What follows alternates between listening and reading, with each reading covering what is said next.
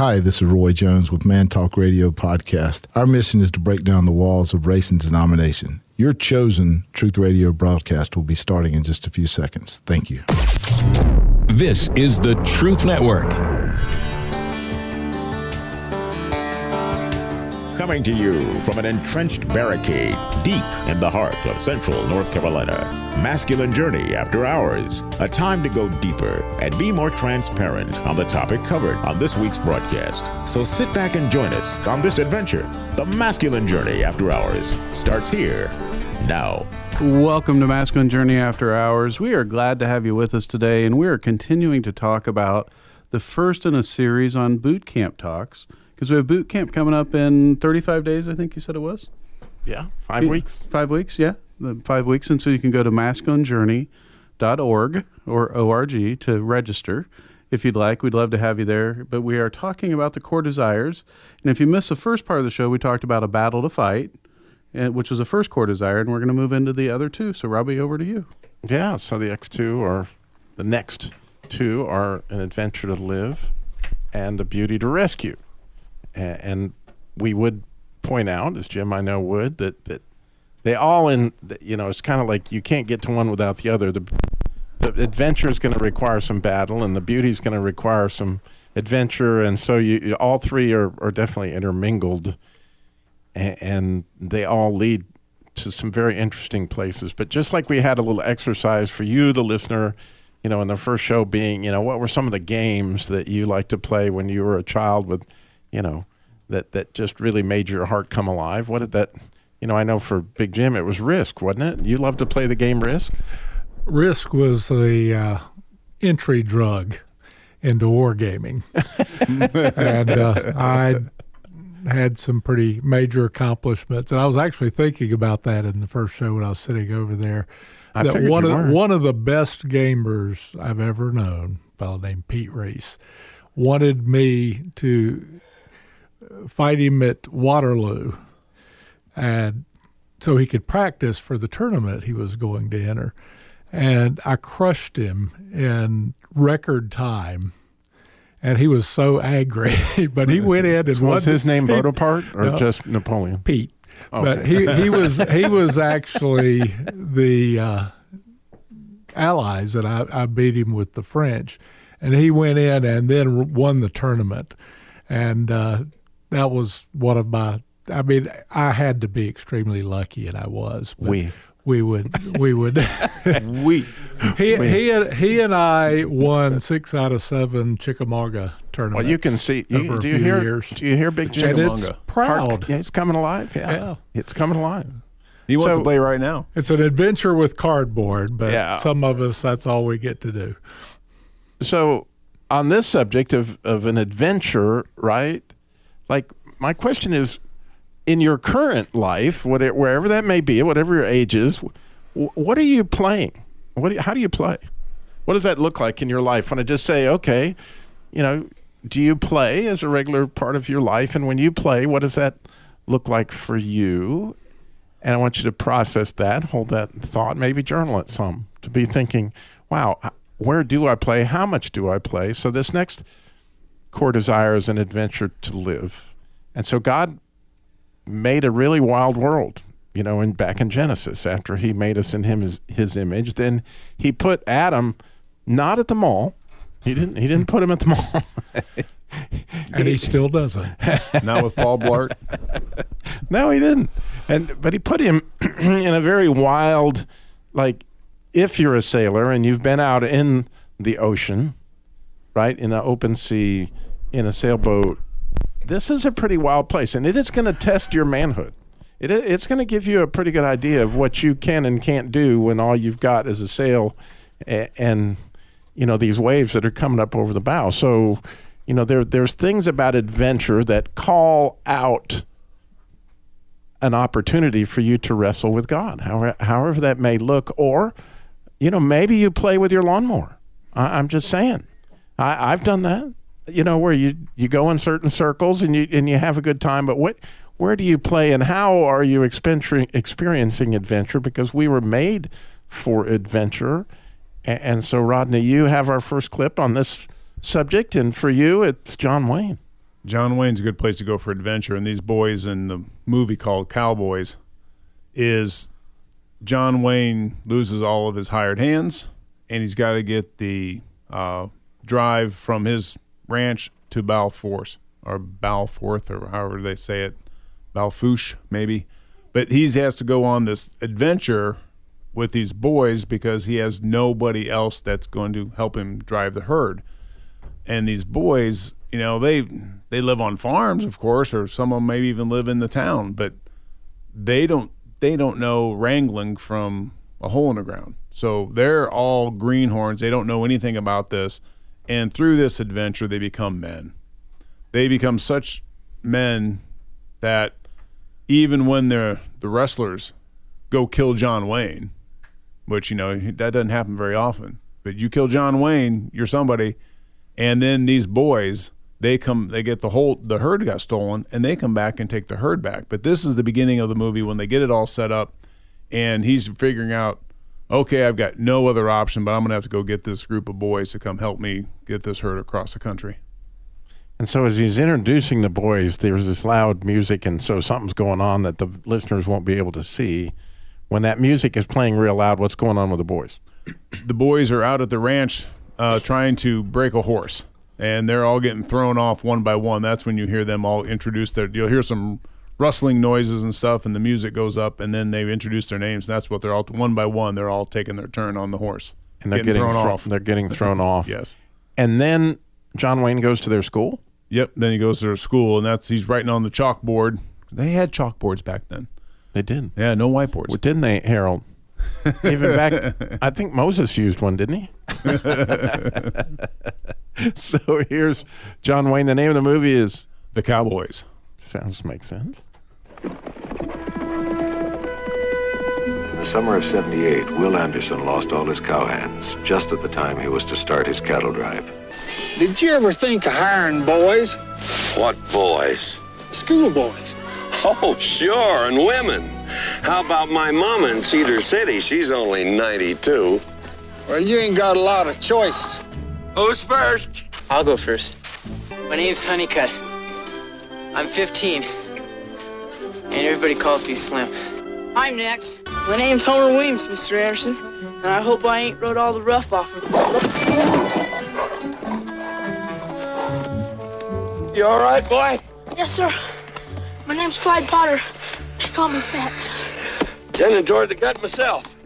I don't expect to get to Balfouche with one single head of beef, but I'm cornered, so I'm taking you on. This is a double O. This is Balfouche. In between is 400 miles of the meanest country in the West. And the only way we're gonna get through is if you take orders. You'll get the best food in the territory, no rest, little sleep, and come with grit teeth. Because, gentlemen, that's when school really begins. So adventure was meant to, right? Open that heart up. Yeah, make it come alive. I can tell you that after a couple, 4 or 5 boot camps, I'd wanted to sail out in the open ocean for some time, and I found a way to rent a sailboat. My wife and I went out to Tampa Bay and took a 32-foot Catalina, out for a week. And, it makes your heart come alive. It showed me some things I really did not know how to do. and so as we get a chance to play, right, Andy, things go terribly wrong in our lives if we don't find adventure. We will make adventure, right? Yep. I mean, when I first started in the ministry, it was about the same time I got a new job, and I've said it on here many times. It gave me an opportunity to travel, and I realized how bored and stagnant I'd become in the job. And, everybody's got a different – that just happened to be what God opened up for me. And then in those adventures and those travels, I was able to see so much stuff and get out and about, and my heart came alive because those were the kind of things that I did as a kid of doing these trips and stuff. But it also, adventure isn't just to go out and have fun and fill out a bucket list. I think God also that adventure calls us. I associate, and I think you do too, Robbie, from the talks, is associate adventure with risk. There's got to be a certain risk of you're not knowing what the outcome is for you to really experience. You have to ask God to come into that, to be with you during those things. And it really did help me when I would go out on these adventures. Some of them I wouldn't know how they were going to turn out. I remember one time it was in the middle of the summer. I went up in Yosemite and was driving up to get a better view. And I get up there, and I swear I've never seen a hailstorm like this. I was like, it looked like it was snowing. I've got pictures of it, and it was like, am I going to make it out of here? Because I'm sliding all over the place, and I'm in like this Dodge Challenger, and I'm like, worst car in the world to have.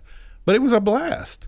And those kinds of things, if we don't allow those things to come into our life, and all it becomes is, what is it? All work and no play makes Jack a dull boy. I mean, that's what you end up getting, and it kills our heart because that's not the way we were created for boredom and being stagnant. Yeah, and it's one of the challenges really with the church. If, your biggest adventure is out there, showing people where to park, that isn't something that we feel like is worth dying for. It's a big enough battle. And where does that fit in my Christian walk, and what does that adventure look like? And so, Danny, how about you? Where do you play? Well, I was just thinking about, as a boy, I know you can't tell from my accent, but I grew up in the country. So just, I always wanted to explore the woods. What was just beyond the tree line fascinates me. Now, we've moved to King, and yesterday morning I come out to the truck, and I hear a turkey call across the road. And I thought, wonder what's beyond the tree line. So that's the adventure. It doesn't sound like a whole lot, but gobble, gobble, gobble, gobble. It sounds like, yeah. Yeah, it does. Yeah. It's that time of year. I've never been much of a hunter or anything, but I love to explore new places. And a year or so ago, I took up hiking for a while, and I'm such in good physical condition, but shaped like a pear. But exploring new trails and stuff like that just makes my heart come alive. And I didn't realize how much it did until I started hiking in like the Uwharrie Forest before we moved up to King. And now I'm looking forward to finding other places to hike. And it does make you come alive. So even at almost 80, he's not as old as you might think. I'm not 80. Harold. It's still, I know him well enough to know he does a lot of playing. Don't you, Harold? Right now, pickleball is the big deal. And if you don't know anything about pickleball, go to YouTube and you can look it up. It's a fast-growing sport. Or come to the Y in Moxville and ask for Harold, and they'll point you to the pickleball court, and, away you go. But one of the things I was thinking about a few minutes ago is that I was able to combine two of these things in one. The adventure and rescuing the beauty. Because my adventure used to be riding my motorcycle with my sweetheart on behind me. And I particularly loved it when we got to ride out in New Mexico. I can one-up your story about the hailstones because I was riding my motorcycle on a little mountain curvy road on hail. That's dicey. That will keep your attention well. So you were sort of a Hales angel. Oh, yeah. Oh, yeah. Don't get to ride the bike anymore, but it still hangs with me, and I got such great memories of when I did it. Well, you got to tell our listeners, there's one time that you got to find out what happens when you lay down a big bike at high speed, right? Well, actually, it wasn't at all that high speed, but yeah, I did have a little bit of a wreck. But the good Lord was with me. How fast were you going here? Probably around 50 to 55. Okay, well, you lay down a big motorcycle at 50 to 55 miles an hour. That may not seem like a high rate of speed to you, but if you've ever been on a motorcycle hitting the ground at 50 to 55 miles an hour, how did you live? Well, I had a couple of angels that kept the number one. The bike jackknifed on me. I had gone off the edge of the road, and when I came back up, it jackknifed. So I went off in front of the bike, and it should have just torn me to shreds. Didn't touch me. I had on no leather. I did have on my John 3:16 T-shirt, and my right shoulder had a road burn, but the shirt looked like it hadn't even been washed.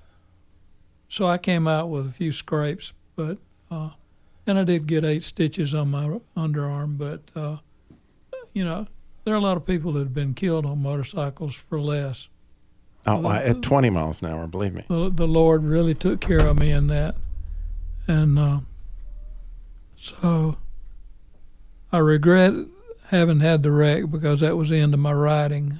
I would have gone back, but my sweetheart couldn't handle it, and I couldn't turn my back on her. So to quote my friend, you know, when it comes to adventure, get your motor running.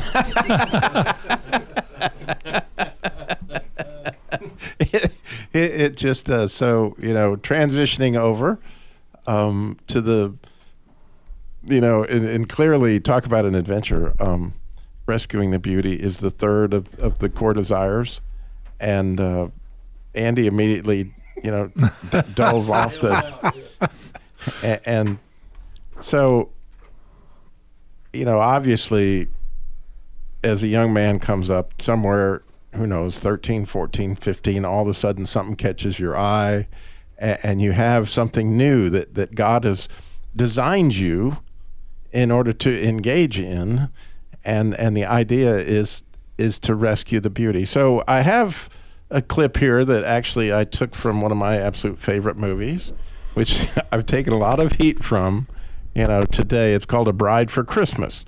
And in this movie, the young lady that is the one who's going to be rescued by a young man by the name of Aiden, she has been proposed to 3 times. So they call her a runaway bride, you know, so to speak, because at the very beginning of the movie, she walks down the aisle and right out past the groom and right out the church.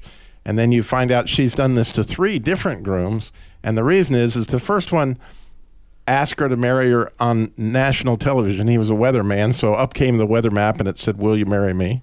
And so she felt a lot of pressure under national to say yes. She didn't want to hurt the guy's feelings. The second one was a movie critic, so he had the marquee on the biggest theater in town say, you know, "Will you marry me?" And the third one, which was the guy that was at the beginning of the movie, he asked her on a Jumbotron at a San Francisco Giants game. And so, you know, this was obviously a great way to actually get a bride to maybe say yes, but not necessarily to get her to, you know, come down the aisle and stay with you. So enter the Aiden character, and he has actually made a bet with his friends, you know, to kind of go along with the movie, if you've ever seen it, you know, How to Lose a Guy in 7 days or whatever. It has a mixture of Runaway Bride, How to Lose. It's got all these elements to it. So they've made a bet that he's going to get somebody to ask him to marry them before Christmas. And his friend sets him up because he knows about this girl that's never connected to anybody. So he thinks he's got this bet won. Nonetheless, he's starting to figure out that I got my work cut out for me, and he is going to begin to, you know, talk to this girl. And when he finds out that she works at a animal shelter, and so he goes to work at the animal shelter. Smooth move, I might add, for any of you thinking, you know, there she works. So he goes and volunteers at the animal shelter. Well, they both, you know, come to love this dog, and the dog gets adopted. And so you're going to hear a scene where the dog has been adopted. This guy wants to bring it back. And so Aiden, you know, steps up, and you can hear him take this battle to fight, and he plays it well. And he's not doing this to impress the girl. He's doing it because this is how he actually feels. Well, as the girl sees this man step up and actually be a man, you know, she gets rescued. When did you know Mike, Owen, and Trent? When did you know they weren't the ones? When they proposed, I guess. The idea of spending the rest of my life with them, I was kind of panicked. Isn't that normal? Aren't you supposed to get cold feet? I don't think so. I think when you're truly in love, the idea of spending the rest of your life with someone should make you the happiest you've ever been. Is totally out of control. He's completely untrained. Last night he was up all night, barking and whining. Sir, he's just a little stressed from being in a new environment. He'll settle down. I don't have time to wait for him to settle down. It's too much work. Look at him. You know, you're breaking their hearts. What? Your kids. I'm sure they don't care Jake stays up all night or won't stay or sit. They just want a dog. Hey, man, don't talk to me about my kids, okay? Well, it's not just about your kids. Poor Jake here thought he was getting out of his cage. That's not my problem. It's not your problem. You adopted him. You know, we got pamphlets here if you want to read. You know, we have a dog adoption pamphlet that if you would have read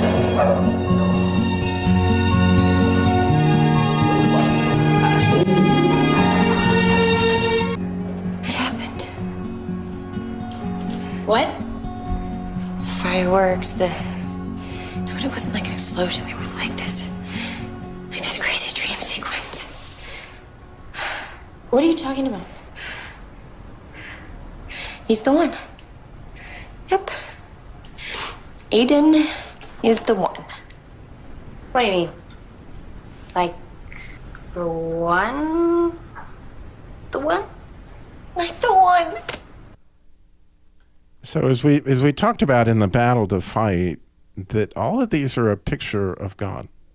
So whenever God called anybody in the Bible, he took them on a big adventure. You know that was part of the deal. You know, Abraham got to go, over to the original idea of coming to Israel and the Promised Land, and Moses certainly got to go on quite the adventure across the Red Sea, you name it, and take your pick of characters.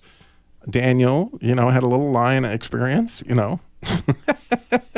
Paul, oh my goodness, he got to go on an adventure, and Jesus and the disciples themselves. And if you read the lives of any of the disciples, oh my goodness, did they have an adventure after, Jesus ascended. So it's always part of the deal. Is God is you sign up with God, and I see it every week, by the way, on my shows, is people step into what God has asked them to do with their life, and he takes them on adventures, and they're like, I can't believe I'm on the radio, or I can't believe I wrote a book, or I can't believe, I got involved in this ministry to kids. Whatever it is, God took them on an adventure that they didn't necessarily really see. But I don't want anybody to miss that this last core desire is so clearly in the heart of Jesus, okay? Because he has a beauty to rescue, and that beauty to rescue is you. And part of the reason that we're having this whole boot camp and all this is so Jesus can, have an opportunity to rescue. He doesn't want to rescue this person whose desires are all buried in the sand and they're men living quiet desperations. That isn't who he's come to rescue. He wants to rescue men who are fully alive. And did you hear her voice when she was like, it's happened, the fireworks, the da-da-da-da, da-da-da-da, like, oh my God, like this is a big deal. Like when you're truly rescue a beauty, she is running in the path of what her desires are. And this is what this looks like. And when you get a chance to take part in that, like, oh my goodness. And it happens in the funniest ways. It just does. Who doesn't want to wear the shining armor and ride the white horse? Yeah. And, I often find, if people know me, they go, well, Robbie, you got a crazy temper on you there. You need to be careful. That thing's dangerous. And I've told the story many times. I never forget it, that, my brother-in-law committed suicide. We had to fly to Dallas. We got on an airplane. Robbie and Tess, Mariah hadn't been born. Robbie and Tess were like 2 or 3. We're getting off the airplane, and the guy starts to push Tammy as we're getting off the airplane. Well, I'm already kind of upset because of what's happened with the death of my brother-in-law and all this stuff. And Tammy was like, this guy's pushing me. And so I said, well, let's step over, try to be the congenial man. And I said, go ahead and come by us if you're in a hurry, And so as he walked by me, he goes, well, if you would control your brats. Well, didn't end well. My wife says I dropped Tess. We don't know. I believe I set her down gently. What I do know is I followed that guy up very quickly up the jetway, spun him around and put him on his keister in about 2 seconds. And before I could hardly breathe, I felt this headlock come upon me. And it was actually a sky marshal who was actually, behind, saw the whole thing. And he had me in some kind of headlock like I didn't know. At least that guy was down there, and then somebody else came and grabbed him. And the next thing I know, I'm getting talked to. I think I'm fixed to get arrested. But what I thought was a complete disaster, right, is still the stuff of Dillmore legend. Like, I'll never forget the time Daddy, man, I mean, you are not going to mess with his family. And just like that girl, I guess why that speaks to my heart, when he, stood up for that dog, when you stand up, you're just being who you are, right? Then, oh my goodness, it's part of what God designed you to do. And this is adventure and beauty. I'll try to make a very long story very short.